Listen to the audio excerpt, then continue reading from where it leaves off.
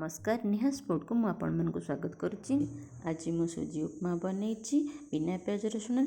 चलते देखा मु गोटे गाजर को छोट छोट काटी नहीं, टमाटो बीन्स लेंबू गोटे लंका कंचा लंका किसी बीटरूट कैप्सिकम धनिया पत्र नहीं, आ गोटे गिना सुजी आ छुंक नहीं गोटे किसी सोरिष जीरा बिरी डाली बुट डाली भृषंग पत्र बादाम। गोटे गैस को ऑन करी गोटे कड़ाई रे आम गोटे गिना सुजी देदेबा। सुजी को लो फ्लेम रे धीरे धीरे फ्राए करिया। सुजी हे भल से भाजी सारा पर गोटे जगह को बाहर करदे। से कड़ाई रे किसी तेल दे बादाम को भाजी की बाहर करदे।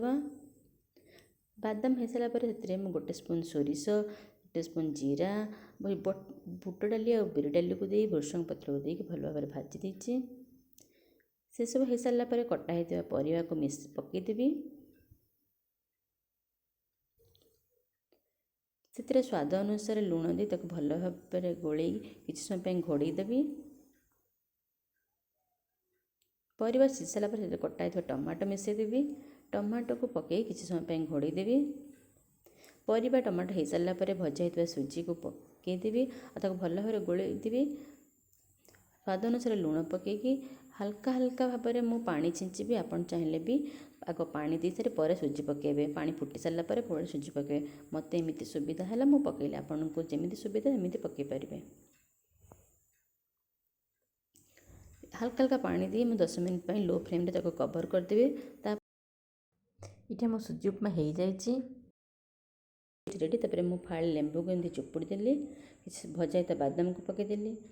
स्वाद अनुसार चीनी किसी धनिया पत्र काटी भल भाव गोलई देली। ये आमर देख सुंदर झुरा झुरा उपमा रेडी हो गला। ताको आम गोटे एबे प्लेट को बाहर कर नबा।